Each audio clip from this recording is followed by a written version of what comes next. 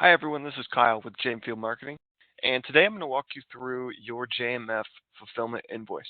If you're a JMF fulfillment client, every month you're going to get two documents from us. You're going to get a invoice, which comes in the form of a PDF, and you're also going to get an Excel sheet, which we call a backup document. The invoice is the invoice. The backup document is a Excel document that has almost a dozen tabs that break every charge down line by line in excruciating detail for you to see. So I'm going to walk you through both of these, explain what some of the things are, and cover some of the frequently asked questions, because fulfillment jargon and things like that, it can get slightly confusing if you don't know what you're looking at. So this is what an invoice looks like, and it's going to come via email from the department. And I'll start with the first piece, which is right here. This is going to be pick, pack, and ship. So this is where you will see your pick, pack, and ship charges. Now, in this case, it's a clean $2.50. This number will be an actual average based on the totality of all of your pick, pack, and ship orders.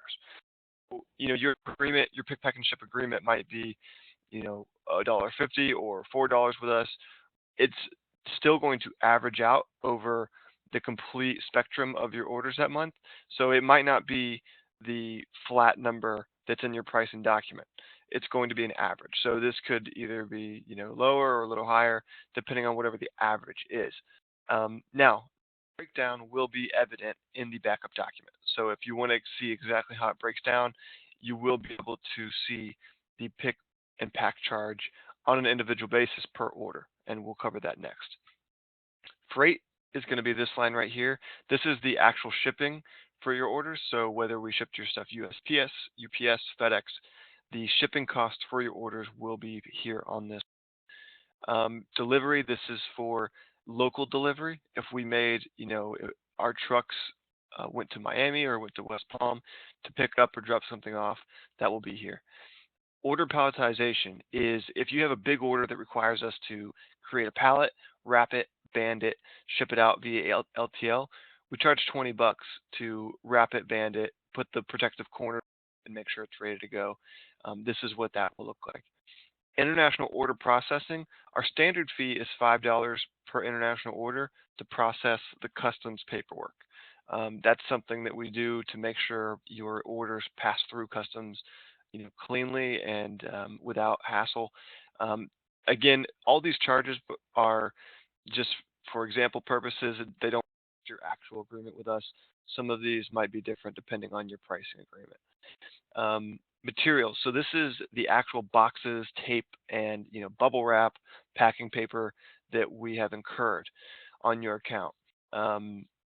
This is where they will show up. In this case, it's only 25 cents for some tape that they used, and that's what that looks like. Adjustment freight. This is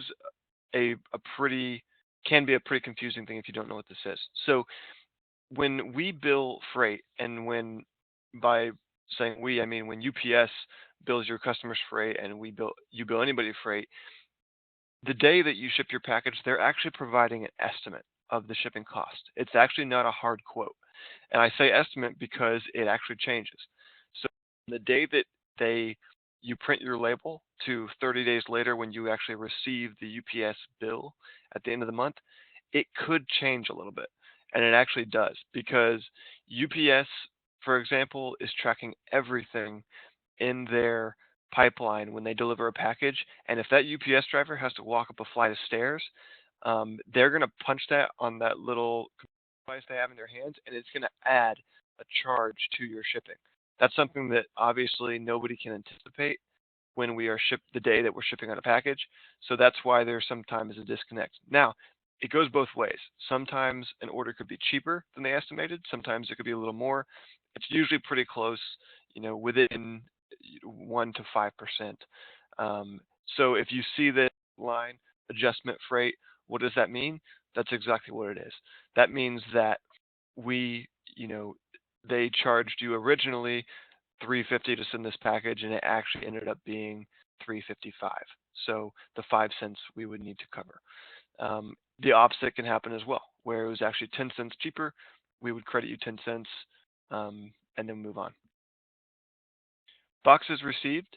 So this is how many boxes we received a month. When we receive your materials, it's either $1 a box or $10 per pallet, which you can see here in this line.